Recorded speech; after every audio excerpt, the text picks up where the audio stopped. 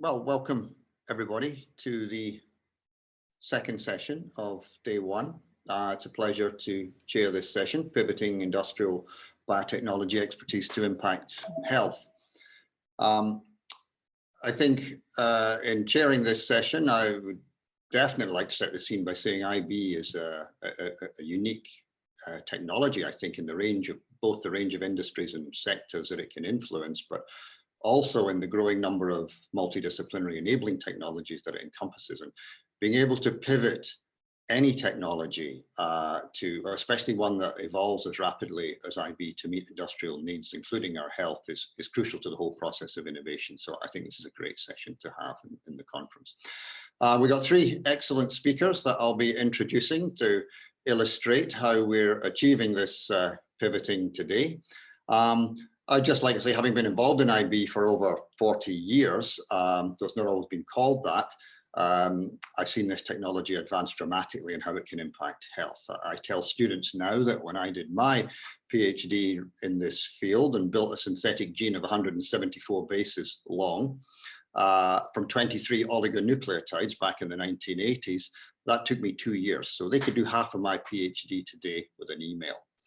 And I think this illustrates the speed of advancement of the technology. To help set the scene, I have one slide, I think, that I'd just like to show that shows some ways that the multidisciplinary science that we call industrial biotech can support healthcare needs. I'll very quickly go through that and then not delay getting on to your speakers. It helps us increase productivity. And in our own experience at Ingenza, we've seen production of molecules like this novel antimicrobial peptide go from micrograms to grams from a few liters or so of fermentation. So it advances your ability to meet cost of goods. It can customize things like your purification of a protein. We've seen molecular scissors, enzymes, in order to mature proteins, go from cost of around £10,000 per gram commercially down to under £100. Again, critical to the advancement of important molecules. And you can adapt functionality in the same way with these sorts of tools of industrial biotechnology. For example, we've seen the adaptation of this antimicrobial from gram-positive specificity to pathogens like Staph aureus to Acinetobacter gram-negative. So incredible range of capabilities, influenced, I think, increasingly also by bioinformatics, machine learning, complementing the chemistry and the biosciences that we now are increasingly familiar with. So without further ado, I would like to introduce our first speaker today.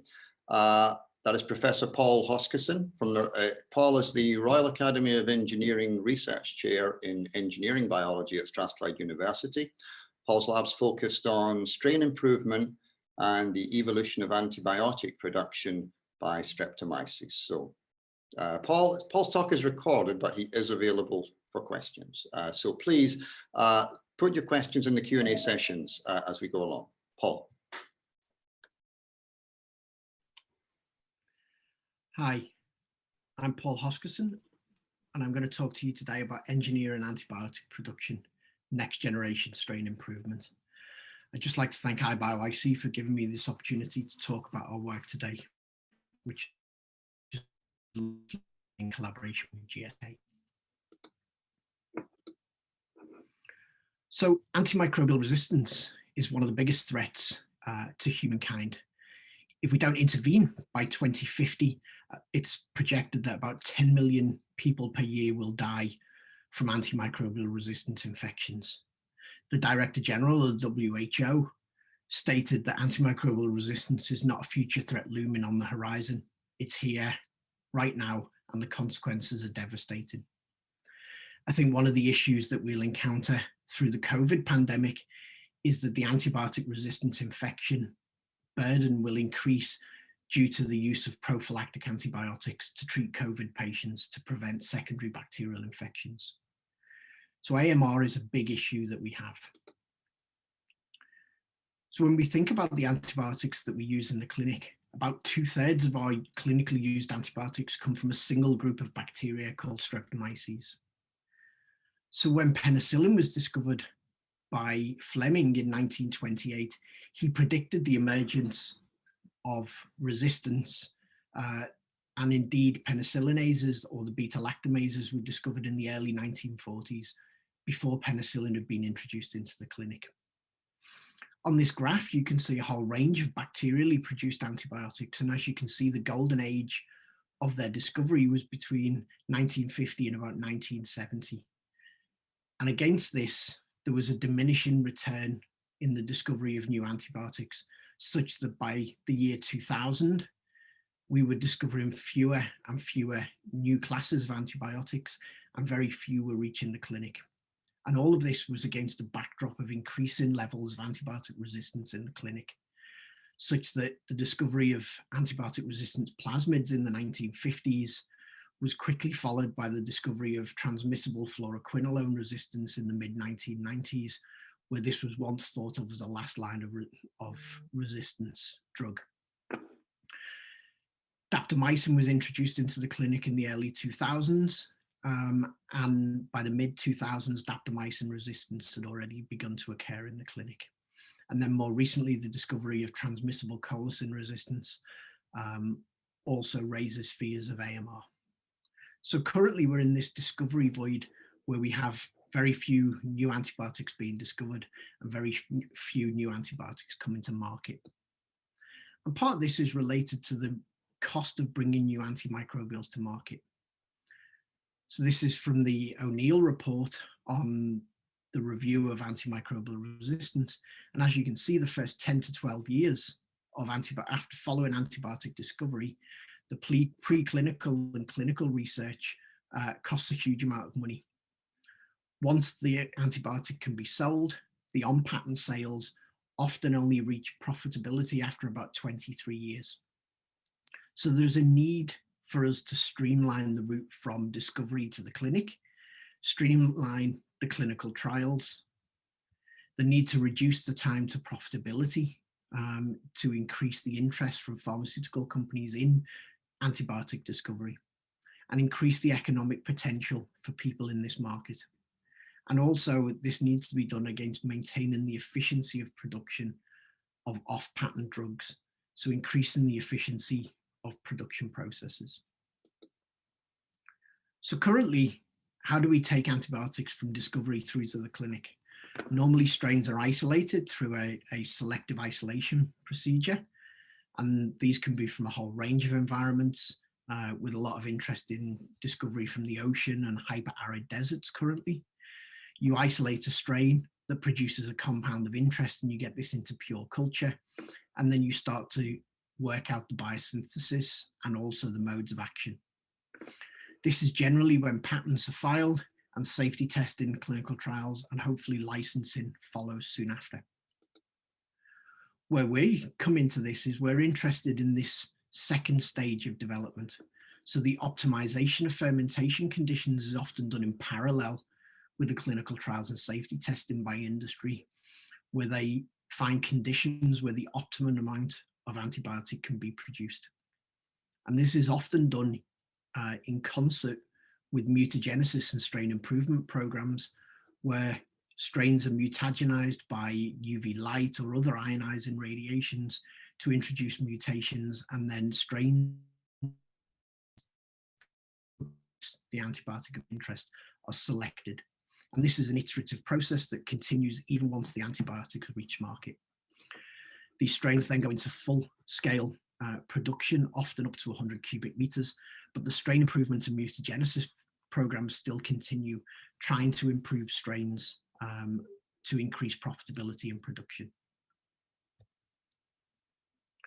So there's an urgent need to address this global antibiotic crisis, expedite this discovery to clinic route, but also industry, even when they're producing known antibiotics, still needs to increase its efficiency and the economics of manufacture of these antibiotics. So increasing the yield and reducing costs will help profitability.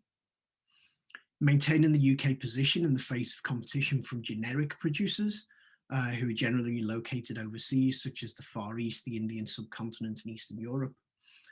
And we can really try and make gains in this through increasing antibiotic yield and recoverability through the manipulation of strains using molecular genetics, because it's much cheaper to manipulate a strain than it is to manipulate the infrastructure of a production plant.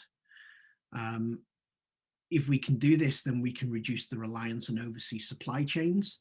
So we can also use feedstocks that are grown more closely to home, reducing the carbon footprint and reducing the environmental impact of antibiotic production, increasing this sustainability and producing more sustainable antibiotics, reducing solvent use and reducing the carbon footprint of raw materials. So the way we try and do this in my lab is that we have 4 areas in which we primarily work with Streptomyces in collaboration with GlaxoSmithKline.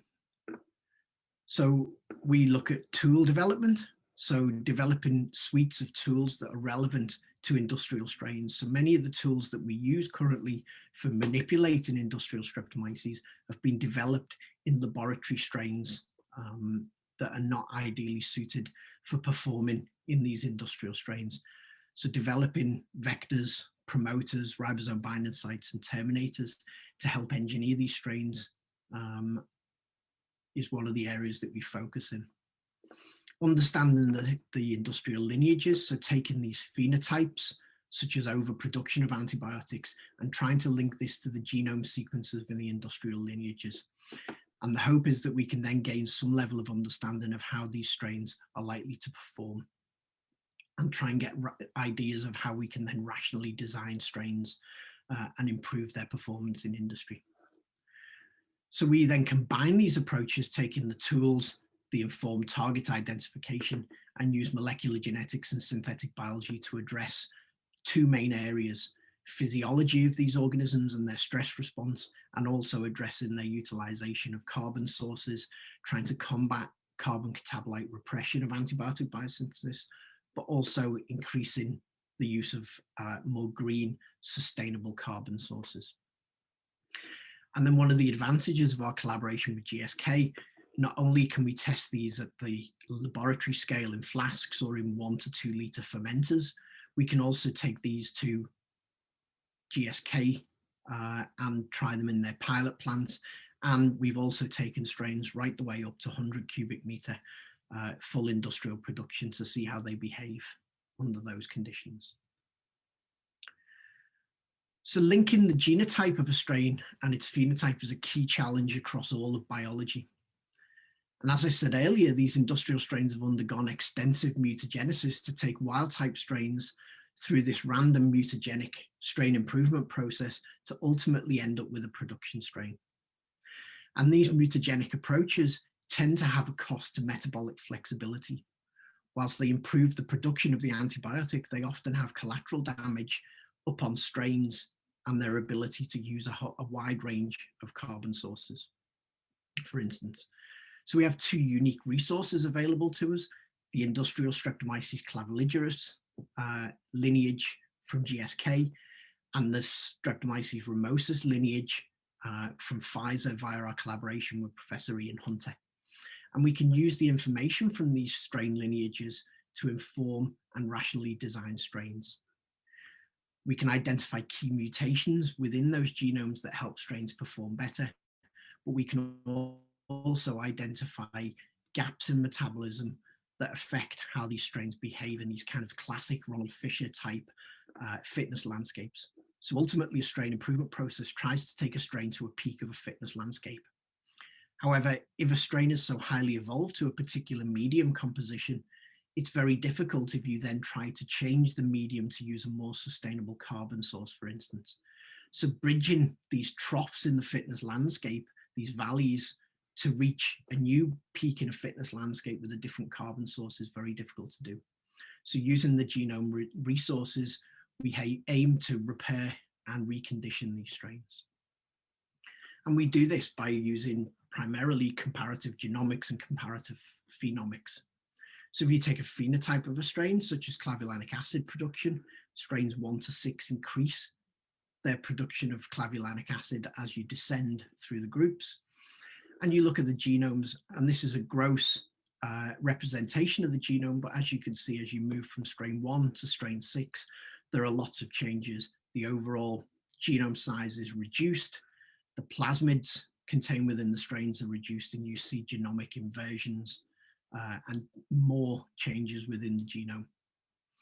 We then look at these strains and compare them phenotypically using Biolog, and you can see that these strains have different carbon source usage profiles. So we have two key industrial challenges that we focus on with GSK. We take our tools and our informed target design, and then we aim to address these two key needs, addressing physiology and stress. So clavulanic acid can suffer from stress-related problems. As strains begin to produce antibiotics, it's often at the most stressful part of their life, when they're coping with nutrient stress and also oxidative stress as the biomass builds up in the fermenter. So by engineering heterologous stress-resistant pathways into these strains, but also repairing stress pathways that may have been damaged during the mutagenesis process, will help improve these strains. We're also interested in trying to develop sustainable carbon utilization by these strains, re-engineering their carbon metabolism to utilize sustainable carbon sources such as sugar beet, which has been talked about a lot by Ian Archer from IBioIC as a potential way of developing sustainable feedstocks with a low carbon footprint. So our overall aim is to take these industrial strains and build a cell that has natural metabolism, that we can use our knowledge of Streptomyces metabolism and evolution to understand how we can change their ability to respond to carbon catabolite repression, thus freeing specialized metabolism from the constraints of CCR to produce more antibiotics. We can do this by manipulating individual proteins that are naturally occurring within the strains, but we can also augment the natural metabolism of these strains using synthetic parts of metabolism by creating synthetic gene circuits that either help these strains respond to CCR or enhance their stress tolerance and response. So with that, I'd like to just bring the talk to a close, and I'd like to thank the people who did the work. Dr. John Munnock and Kirsty Robb were part of an Innovate UK project with GSK to study stress responses in Streptomyces. Anna Burker and Molly Keith Baker have been working on the carbon catabolite repression and the sustainable carbon source utilization. And Rebecca McHugh has been working on tool development for industrial Streptomyces. The rest of the group, who are indispensable to our lab progressing this work, are long-term collaborations with Professor Ian Hunter and Paul Heron on Streptomyces here at Strathclyde, and also the indispensable collaboration from GSK with Ben Huckle, Ted Chapman, Andrew Collis, Steve Kendrew, and Nicola Crowhurst. And I'd just like to thank BBSRC and the Royal Academy of Engineering for prolonged support in this area. And with that, I'm happy to take any questions. Thank you. Thank you very much, Paul. Beautifully on time as well. Appreciate that. We'll move on to the second speaker of our session now. Second speaker is, oh, whoops! It says Jonathan Haigh. I thought Jonathan was the final speaker. Okay. Jonathan Haigh is Vice President Process Development at Fujifilm Diosynth Biotechnologies. Jonathan is responsible for over 300 scientists and engineers designing, developing, and manufacturing therapies for the global marketplace. Jonathan. Thank you very much, Ian. So I'd like to take the opportunity today to discuss where within Fujifilm Diosynth Biotechnologies, we're trying to develop new technologies to advance the way we make and manufacture medicines, but in a way with a sustainable perspective on that sort of technology development. So Eileen, on to the next slide, please. So just as a sort of very brief introduction, so Fujifilm Diosynth Biotechnologies are a contract manufacturing and development organization. So we provide a range of process development, laboratory and manufacturing capabilities and services to the biopharmaceutical industry to partner and support clients, whether they're small biotech, virtual companies, academic companies, through to large pharma, in developing their processes through from early phase clinical manufacture through to commercial manufacture and all of the regulatory and quality support associated with that. The biopharmaceutical industry market, as you can see, is growing significantly from around 186 billion US dollars in 2017 to, at the time of this reference, about $500 billion by 2025. And actually, we feel perhaps with the impact of COVID, that sort of overall number by 2025 may be much greater than that. It is a strong contributor to the UK bioeconomy, and some data that came out of the UK Bio Associates industry, the BIA, recently indicated that UK biotech companies have raised a record $2.8 billion in equity finance in 2020, in the year in the context of 2020. So it's a fantastic industry that's growing and contributing to the UK. There are a range of investments also from multinationals and large pharma companies. And actually, interestingly, those industry investments are perhaps more in the sort of research and development than they are in the manufacturing investment end of things. And from a very high level, our industry, from a technology perspective, is genetically engineering organisms or cells to produce, or in fact themselves become, biological therapies.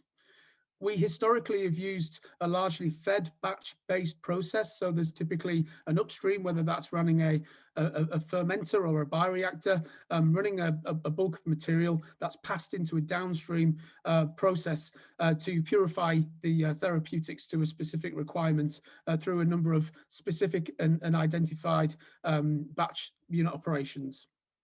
For the generation of clinical material, we tend to use something around the 50 to 2,000 litre sort of production scale that generates enough material to enable a client to take their molecule through the clinical trials. And we tend to try and then target for commercial scale going up to something like a 20,000 litre type bioreactor or fermenter. And the actual sort of materials of construction of those different sort of clinical trial through to commercial scale production vessels are important, and I'll revisit that later on in the slides today. So on the next slide, I really just wanted to sort of position a question really in what I was thinking about as I talked to Mark Bustard ahead of this presentation, and how can we advance biomanufacturing in a sustainable way? We know there's a real drive to growth in this industry, and I think, touching on some of Ian's introductions, there's a real drive to reducing the cost of goods of the medicines that we're making in this industry to actually sort of increase the accessibility of these sorts of therapies. So I wanted to really talk about today some technologies, some pressures on the industry, some changes in the landscape of this industry, and how we're trying to develop technologies to address those sort of challenges, but in a sustainable way. So on the next slide, I wanted to just really sort of paint a picture, a problem statement of the industry from my perspective. And really that sort of problem statement can be summarized as complexity. So we make a broad range of different complex products. These are all large molecule biologics. And as I said earlier, we're now sort of moving towards protein drugs to actually using cells or viral genes as the actual sort of therapies themselves. So there's a true complexity in the products that we're trying to manufacture. All of our manufacturing facilities in Fujifilm Diosynth across Europe and in the US are multi-product facilities. So we offer our manufacturing capabilities to our clients and partners. And in fact, the products that we're making in our facilities change relatively regularly. And this could be up to every month. So every month, our facility needs to be making a different product. In terms of the equipment that we use to manufacture these processes, well, there are multiple technology vendors supplying this equipment. As I mentioned earlier, the traditional unit operations that we're purifying these drugs with are quite distinct, and therefore there's a range of different vendors supplying equipment to this market. And of course, we'll try and select the best equipment for the unit operation, and that therefore results in facilities across our manufacturing network which are filled with a range of different technology vendors. So this raises challenges in operator training, in the way we qualify a range of different pieces of equipment from a range of different vendors, and how we maintain them, ensure that they're ready and turned around for the next product coming along the facility asset plan. It also ranges real complexity when we talk about transferring our processes across our manufacturing network. As the client successfully navigates their molecule through the clinical trials towards commercialization, then the processes need to transfer from one facility to another as, to increase that sort of demand on material and scale of manufacturing. One of the real changes in our industry over the last decade has been the introduction of a new mode of manufacturing known as single-use or disposable or replaceable manufacturing. And I do want to talk about this in a bit of detail here today, because you may think from a conference that's talking about sustainability and reducing the environmental impact on how we manufacture, single use doesn't necessarily jump out at as a sort of strategy that would sort of lend itself to that. But I'd like to try and explore today and share some of our experiences where we do actually, in fact, it can advance the way we're manufacturing in a sustainable way. So the single-use approach is actually where we will use replaceable or disposable flow paths. All of the product contact flow paths within our manufacturing facility effectively can be delivered to the site in a gamma irradiated fashion, utilized for that process, and then disposed of after use. This reduces, as I will go on to show some data from some references in the industry, the amount of solvents, the amount of liquids, the amount of buffer requirements in the cleaning and the validation of these facilities. Now, we're not using just single-use supply chains. In fact, in our larger, more commercial scale sort of settings, we do revert to sort of the image on the right-hand side there, which is our image of one of our facilities in Denmark, where it is much more stainless steel. But for the sort of smaller, agile, clinical trial type scales, there is a number of operational advantages in single-use. One of the challenges with single use is the complexity in the supply chain, and we'll have seen more recently with the demand for such products coming through for COVID type treatments, real complexity in how that supply chain is sort of established and how it operates to enable the right single use components at the right position at the right time for utilization. One of the other areas that this industry has sort of looked across other industries, including the broader industrial biotechnology, is where we can move from a much more static fed batch mode of manufacturing to a more continuous or connected or integrated mode of manufacturing. There are some true advantages that we see within this as an industry, but we have so far not really sort of committed fully to that continuous mode of manufacturing. And I'd like to present today actually some technology development we've done in-house, which has allowed us or trying to enable us to move to a more connected and integrated manufacturing mode. But of course, in today's landscape, when we have multiple technology vendors, these sort of different vendors and equipment don't necessarily integrate and connect very well together. So again, that's prompted some internal developments to try and address that. And finally, one real specific one I wanted to call out was buffer management logistics. So we use a large quantity of buffer volumes to deliver these sorts of processes, and there's a huge logistical challenge associated with those buffers. These could be made in-house, or they could actually be sort of supplied, prepared, and delivered at the point of use in the manufacturing facilities. And of course, there's a real sort of impact there on the logistics of moving large, highly dilute buffer volumes around to the manufacturing facility. So again, that's an area that we wanted to try and look at. So I guess this was just to try and paint the scene. We're trying to address these challenges that I've highlighted here to advance the way we're manufacturing our medicines, but in a sustainable way through innovation. On the next slide, you can see, how do we do this? Well, I think there's three answers really, and I think they're overlapping strategies. And I'll just spend the next sort of 10 minutes exploring technology innovation to address these. So we think if we achieve operational efficiency gains, primarily through process intensification, we can offer a more sustainable manufacturing solution. The way we design our facilities and the way that the mode of manufacturing that we execute, going from fed batch to more continuous, can again offer opportunities to leverage sustainable manufacturing. And there's a true third bullet point there is, and we're starting to do it now in terms of true cross-industry collaboration to minimize environmental impact. That's integrating into the technology vendors, the supply chain, and making decisions on the way we're manufacturing in a much more environmentally localized environment. So on the next slide, I wanted to just spend 1 minute to talk about some lessons from the past in the spirit of this section. And when we started to talk about introducing continuous manufacturing in the biologics space, I was very quickly pointed towards some experts within our organization that had done this in the past. I thought these were all great new ideas, and I had the privilege to talk down with Subhash Chowdhury, which I know a lot of you on the call will know of, and one of our very established and prestigious members of our organization, who's done continuous manufacturing in a different environment. And he very quickly shared a lot of information and knowledge in that we're already world leading in industrial biotechnology in terms of continuous processing. And he shared a case study with me using and generating a product called Protein, which was a single cell protein generated for animal feed. And a lot of the knowledge here was a precursor to towards sort of protein meat substitutes, which you've seen is a huge growing industry today.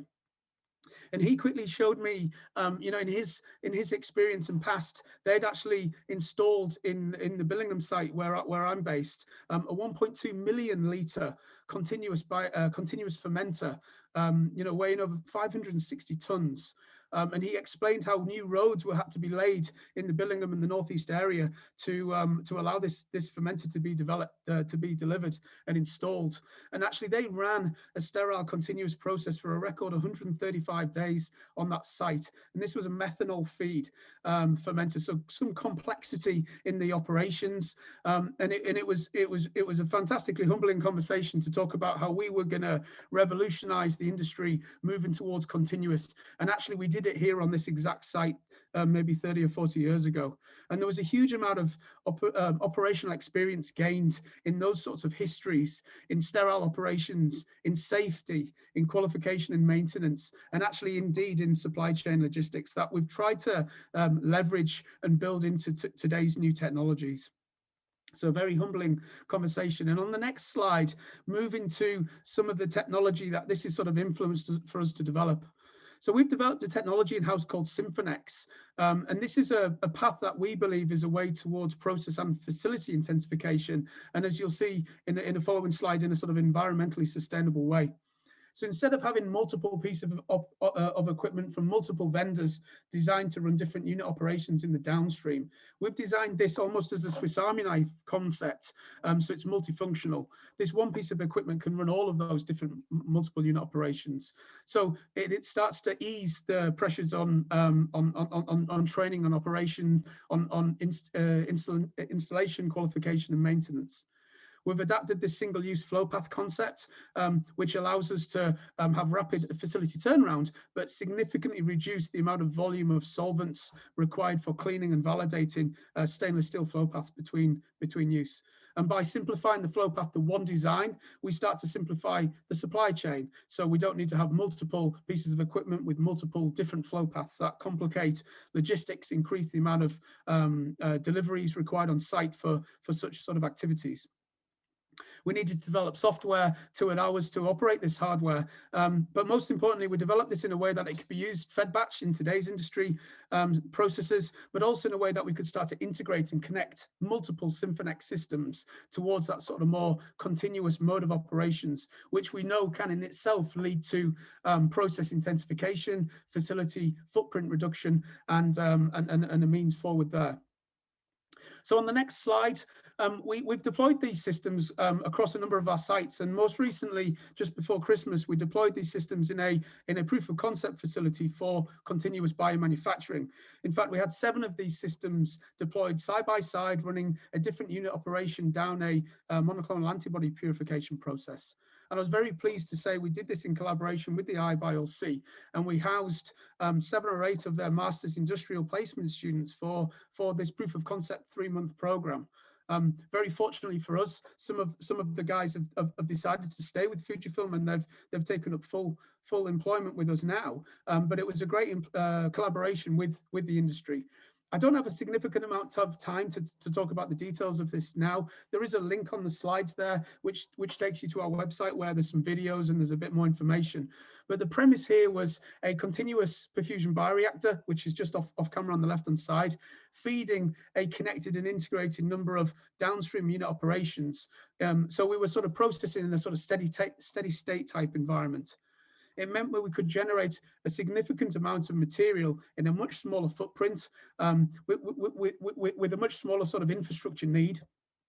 Again, beyond this scope of today's talk, but included to help with that sustainable position was these systems were not only developing and delivering the unit operation, but they were able to dilute at the point of use concentrated buffers. So instead of having 1 times buffer concentrates that had to be either pre-made on site or delivered through the sort of supply chain logistics, we were able to use much more concentrated versions of these buffers that were diluted by the Symphonex system at the point of use and delivered onto the unit operation.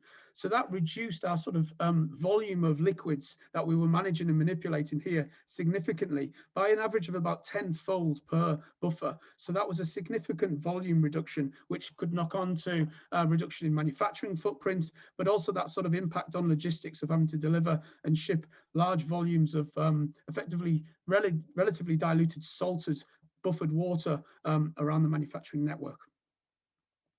So in my closing sort of remarks now, on the last slide there, I just really wanted to take this as an opportunity to say, we believe that we could try and innovate and advance the way we're making manufacturings, but in a sort of sustainable way. You know, we've tried to target efficiencies in our operations through process intensification, through advancing our buffer management, and I've talked about sort of reducing bulk volumes of transport logistics, and through this single-use implementation. And many people hearing this for the first time will think, how can single-use or disposable flow paths be environmentally sustainable? And there's a lot of studies in the industry that's looked at this, and I've just taken a slide from a reference here on the right-hand side to show, in terms of total energy consumption, if you're running a stainless steel facility, which is the sort of slides on the left, you can see that there's reasonably large quantities of energy that's required for the sterilization, the cleaning, pre and post use of these stainless steel facilities. There's a small amount of energy required for the material management, material creation, and you can see that sort of total in the black there. And in comparison, we really reduce that energy requirement for sterilization and cleaning. Of course, there's a larger input to material manufacturing and delivery, but sort of all in, the sort of data here, which was sort of verified independently, and there's many more studies that can be cited. We do feel that the move towards single use can offer a path forward in a sort of sustainable way. The sort of move towards connected and continuous and integrated manufacturing allows us to rethink the way we're designing facilities. And actually, in terms of the way that we're trying to make our kilograms of drug product per meter square of facility, we think that this mode of continuous and connected manufacturing may actually reduce the manufacturing overall space by up to 50%. And indeed, we're working now with a number of people within the team, including Subhash Chowdhury, who I mentioned earlier on in the slides there, to how those sorts of facilities may actually look. And I think the last point, which is really important, is this sort of cross-industry collaboration to minimize environmental impact. So now starting to partner with the biomanufacturing and technology vendors. And, you know, we're trying to think where we can to shop locally, instead of sort of sourcing these sort of single-use supplies from a sort of much more distant fashion. If we can make these things locally, and what we've done with the Symphonex technology is actually develop that technology in the northeast of England, manufacture that equipment in the northeast of England.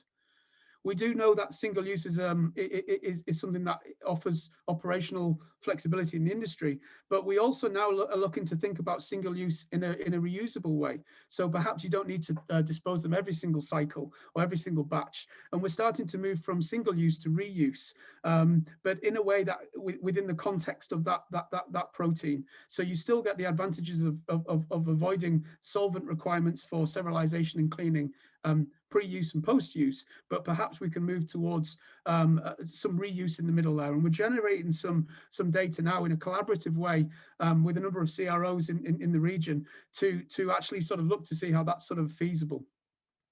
And then finally, sort of starting to partner again with the technology vendors and the flow path suppliers to look to how we can recycle some of these components. So once they're used, they can be repurposed and reutilized and reformed into other plastics that can perhaps be used in our industry. And there is a strong movement in that. And I'll cite Merck as a large pharma vendor within our industry who've actively started to partner with a number of recycling and waste disposal type initiatives to look to see how they can repurpose some of these plastics that were used in yesterday's process to some of the more non-product contact important aspects like the pallets and things like that. So really, I just wanted to take that sort of 15-20 minutes today to give an introduction to what we're doing and what we're trying to drive innovation to advance our medicines, but in a way that we believe is sustainable. And with that, Ian, I'll hand it back to yourself and happy to take any questions now or at the end of the session. Thank you very much, Jonathan. Another excellent example of how IB is impacting development and continuing to evolve, and wonderful to see the old examples as well. Questions will be at the end, so please put any questions into the Q&A chat, and I will see what time we have. Let's move on quickly to the final speaker. Final speaker is Dr. Joe Palmer, Product Development Manager at ScotBio. Joe leads research to aiming to completely valorize biomass, including sustainable processing to co-produce bioactive molecules, high-value pigments, and vegan protein isolates from their particular sources. Thank you. Thank you for the introduction, Ian.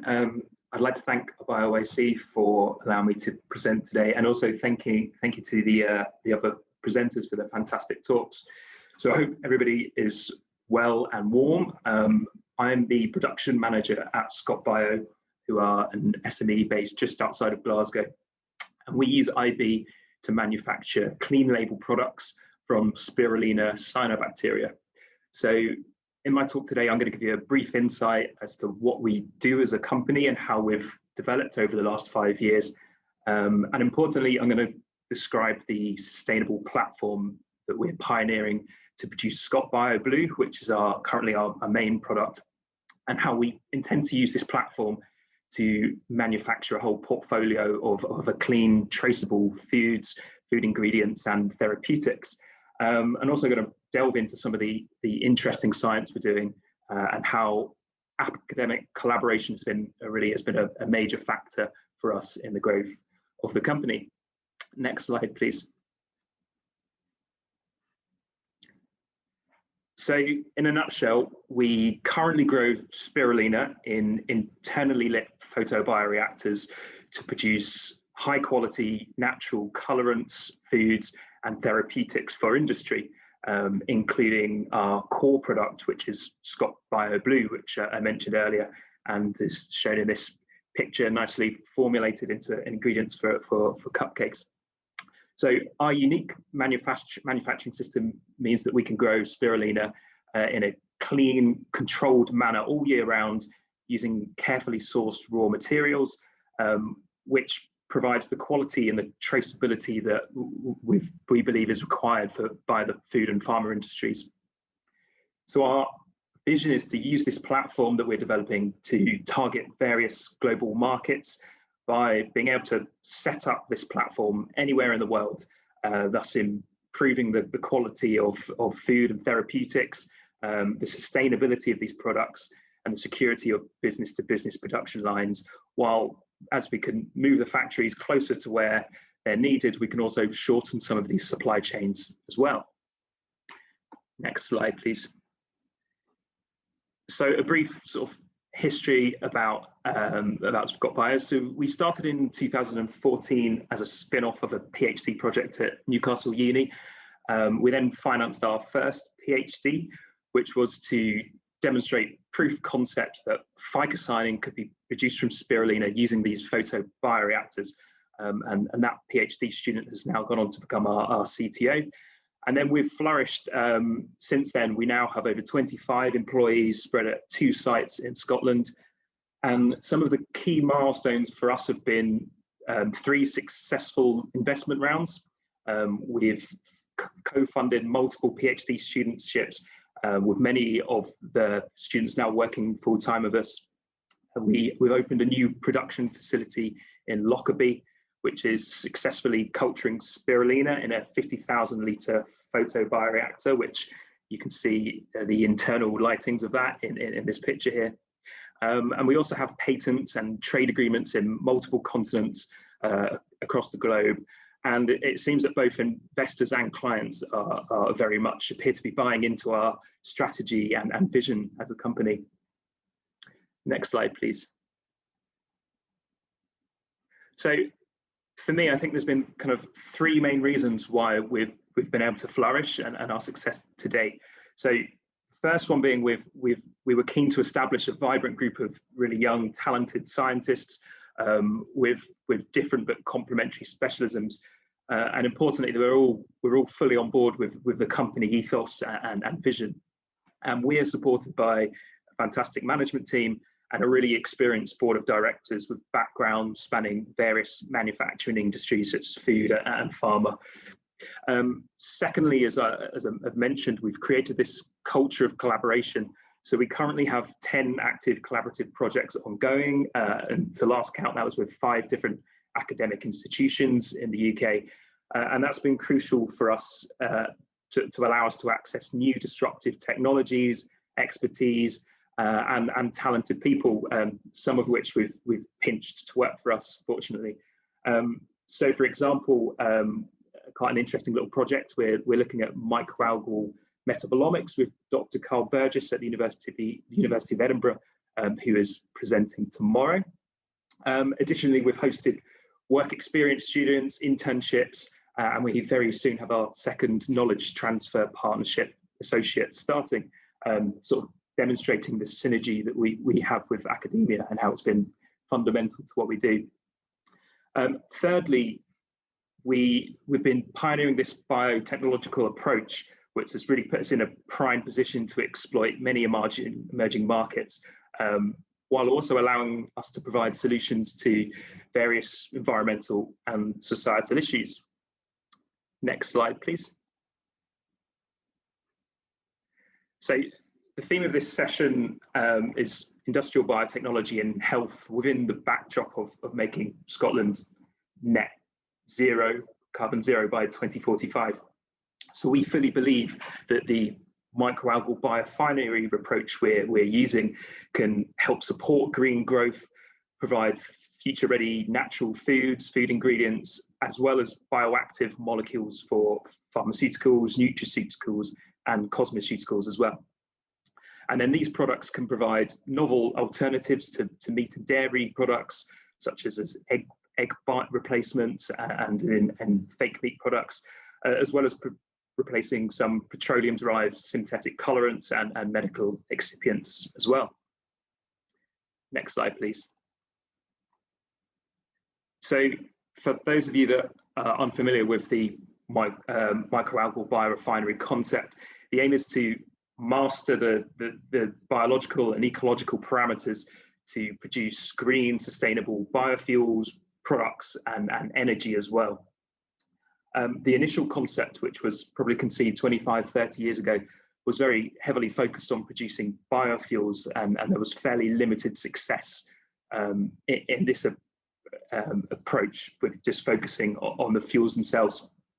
At ScotBio, we are specifically interested in fractionating the algal biomass into a portfolio of bioproducts, thereby utilizing all of the biomass and helping us move towards a circular economy.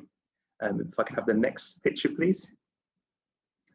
So if we explore the concept a little further, we disrupt cells, and then the different components are successfully extracted and purified into higher value products, and that's the basic premise of the concept. The beauty of this platform is that there are opportunities to further improve it. For example, if you can find ways of incorporating waste CO2 into your biorefinery, you can also recover nutrients from wastewater or waste products. This can reduce the operating costs of the biorefinery, but it also helps boost the green credentials of other industries as well. And a nice little example of that, I've been working on a project where we've been taking pot ale from the whiskey industry and using that as a feedstock to culture microalgae on to produce some high value pigments. So the photobioreactors and the processing equipment, also these can be coupled to renewable energy sources, which again offers more environmental and economic benefits to the process in general. So at ScotBio, we are pioneering new photobioreactor designs, harvesting techniques, and green processing methods as well, which allow us to overcome some of the barriers which so far proved quite prohibitive to the utilization of this platform in the past. Next slide, please. So one of the key objectives for profitability of the microalgal biorefinery is commercialization of the co-products. So this is achieved by identifying and isolating high value or bioactive compounds, combined with also using, for us, food safe, sustainable processes for integrated extraction of these co-products. So my primary objective during my time at ScotBio has been finding ways to extract these other co-products along with the ScotBio Blue. And in this sense, the microalgal biomass that we produce can be valorized from a fairly low value bulk feed or fuel commodity to a high value, low volume products such as novel food ingredients, pharmaceuticals, and nutraceuticals. If you can have the next two images, please. Thank you. So in addition to this, we have a number of really kind of exciting concurrent projects running. Firstly, with University of Edinburgh, we're looking at gene editing and how we can use that to improve yields of phycocyanin and also improve the stability of the product we're making. Another interesting product with University College London is we're performing full life cycle analysis on our processing chains to identify more sustainable approaches that we can incorporate and more sustainable ingredients, buffers, for example.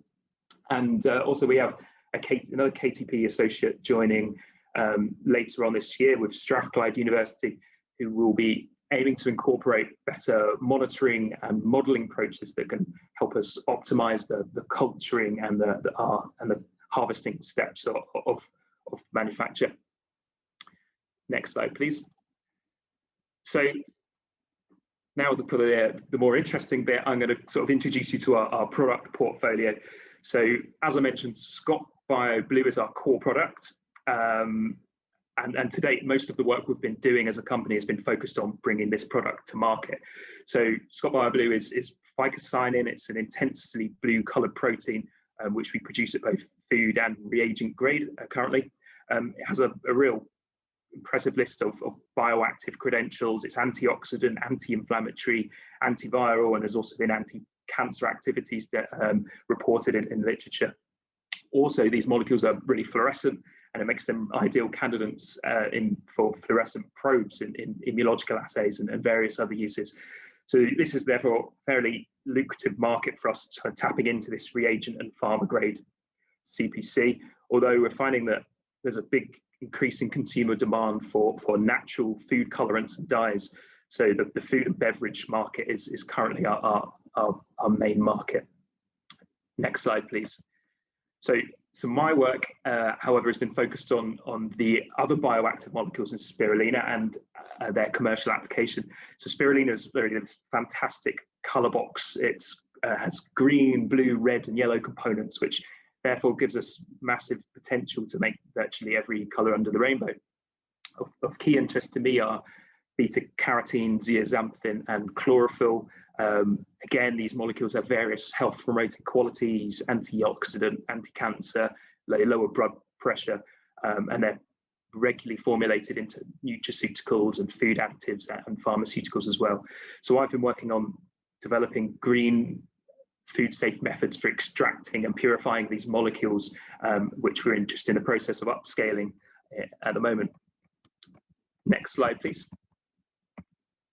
So in my opinion, our most exciting product that is our vegan protein. So we produce either a pink or a decolorized protein with very neutral organoleptic qualities, but with a complete amino acid profile and various other good functional properties that food multinationals are looking for in these vegan protein replacements. And resultantly, we've seen a lot of commercial interest for this commodity, and we personally see massive application for it in sports nutrition and in fake meat products as well, some of which really need other alternate vegan proteins to boost their nutritional qualities in particular. And we're also working on ways of further extracting some of the proteins in this and assessing their application for personalized nutritional formulas, etc. Next slide, please. Very excitingly, we've recently been given funding for 2 projects with Medical Research Scotland and IBioIC, looking at the application of some of the spirulina components as antivirals. So these components have previously been shown about 10-15 years ago to have considerable activity against human viruses such as HIV, herpes, influenza. And the aim of these 2 projects will be to explore the activity against emerging human viruses such as SARS coronavirus 2 and other emerging viruses as well, by firstly identifying their antiviral mechanisms. And we also want to explore the application of producing antivirals from spirulina and other cyanobacteria as well. We see potential use as broad-acting prophylactics, topical creams, various uses. So it's really kind of some quite exciting new research for us. So watch this space. And then next slide, please. So sort of finally, just where we're heading as a company. In the next few years, we need to aim to scale up production of these co-products in particular. We also want to identify new bioactive as well from spirulina and other microbial strains. And we're keen to work with new partners, particularly to explore new disruptive technologies that we could be deployed in the microalgal biorefinery, and other collaborators to help us explore the functionality and bioactivity of some of these co-products further. On a final note, we hope that by generating new data and developing this new photobioreactor technology and overcoming some of the barriers that have proved problematic to microalgal cultivation, we can help microalgal products become a mainstay commodity used by food and pharma industries, which will in turn promote growth across the whole of the IB sector as well. Final slide. So thank you very much for listening. Please drop me an email if you're interested in the work we're doing, or you think there's scope for the collaboration. And just a bit of shameless sort of self-promotion. If you're interested further, we've got a published book chapter and journal out later this month and this year as well, if you want to read more. And I think that's everything. So I'll hand you back to the chair. Jackie Weaver, are you there? Well, I think it'll come back to me first, Joe, and shameless promotion is absolutely acceptable. So well done. And thank you to all 3 speakers for 3 very compelling talks there on the continuing and growing impact of IB on medicine and health and food and every area really, but excellent stories. We've had a lot of questions and I see most of them have been answered. We're a little bit late on time, so I'd just like to pose one question to the 3 speakers. And you've illustrated how IB development is solving problems, it's growing, and fantastic levels of innovation. Could you comment, anybody, on what you see as the most significant limitations that now exist to be overcome to further increase the impact that industrial biotech is going to have on the various fields that you're focused upon? What do you see as the limits? Where do we need greater impact?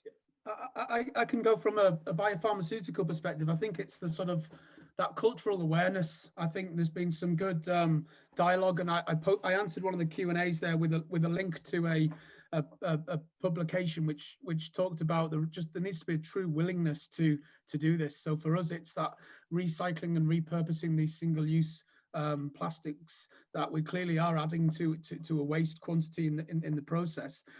Well, there's a real willingness to be able to design these in a way that are more easily repurposed, and that's sort of, again, going back to that partnership with the end users, the biomanufacturing end users, and the technology suppliers to say this is an important part of the supply chain. It's not just getting the consumable here and used in the manufacture. It's what happens afterwards, and how does that repurpose and take an additional life as a different form. Okay, yep, your point is well made, Jonathan, on the whole life cycle as well, and the energy and water needs when people think about those. Any other speakers like to comment on what we'd like to see as the next big thing in IB? I think Jonathan hit the nail on the head with the acceptance of the technology and the cultural changes, and I think that extends to the public as well in terms of understanding as kind of gene editing technologies overtake the production of GMOs and trying to frame that within people's minds. And that will impact down the line on regulatory aspects of biopharmaceuticals as well, in terms of how we can overcome. I think COVID has shown us that if there's a willingness to speed up the regulatory process for the licensing of drugs and vaccines, then it's there, and it can be done. But currently, at least for antibiotics, there's a lot of hurdles to jump through. I suppose one follow-on question, just to pick up on the antibiotics, is what, it is a traditional and historical reticence for investment into antibiotic development because of perhaps perceptions of the drug of last resort, and it's unattractive to big pharma potentially. Any thoughts on policy changes or additional changes to impact that? I think incentivizing in companies to actually work in these areas to kind of offset the overall cost of bringing drugs to market. I think one of the issues we have with antibiotics is the legislation around licensing antibiotics is that if I developed a streptomyces anti-cancer drug and it made your hair fall out and you sick but ultimately cured you, it would get licensed. Whereas if an antibiotic made your hair fall out and it made you sick, it would never get licensed as an antibiotic, but the endpoint would largely be the same. So the regulatory hurdles for different drugs to jump through are not necessarily the same. Okay. Any further comments from the speaker on the ongoing hurdles? Or okay. Perhaps in the interest of time now, I know we're a little bit late, and that's absolutely fine. I didn't want to interrupt any of those excellent talks. I will now hand us back to IBioIC CEO, Mark Buster, before we break. And just as a reminder, conference networking will be open until 3 p.m. So thank you very much, speakers, and IBioIC for a great session. Thank you, everybody. What a great session. The many faces of IB and the different approaches that organizations are taking to build their business sustainably. I just wanted to close out today. It's usually a great pleasure to stand in front of everybody and discuss what a great morning we'd had. I can't see anybody's faces, but I hope you all enjoyed it in the way that I did. I find the talks fascinating and stimulating.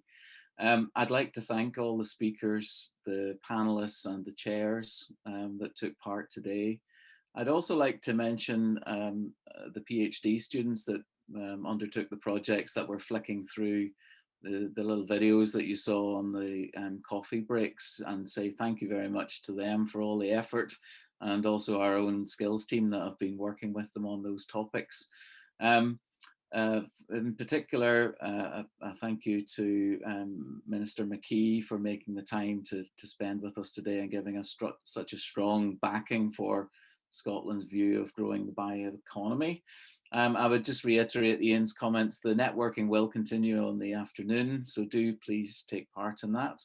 And there are rooms being hosted by various organisations that you should review and see if there's something that would be of interest to you, and try and join those this afternoon or tomorrow if it's all possible. Now we start back tomorrow morning at 9:30 with a fantastic session. Don't miss it. We've got Professor Damon Glover, who is in conversation with Steve Bagshaw, CBE, who is chairman of Fujifilm Diosynth Biotechnologies. But that's only part of the reason for having him here today. He also chairs the Industrial Biotechnology Leadership Forum for the UK and the ultimate group above that, which is the UK Bioeconomy Governance Group. And joining him will be Lord Callanan, who is Minister for Climate Change and Corporate Responsibility in Westminster, the UK government. And he also has responsibility for the chemicals, bioeconomy and plastic portfolio. So, you know, don't miss that conversation. I'm sure it'll be incredibly lively. The sessions then later that day also hugely stimulating around Feed the World and growing the bioeconomy in Scotland, where we'll cover things about skills, innovation, and also some examples of where supply chain has been developed significantly in the last 12 months within Scotland, and you'll hear that from the Sugar Beet Working Group as well. So with that, I would encourage everybody to continue with the networking. Be online tomorrow morning at 9:30. I look forward to welcoming you there in this somewhat strange environment, but thank you and enjoy the rest of your day. And I'll see you again tomorrow if I don't see you in the networking. Let's hope. Thank you very much.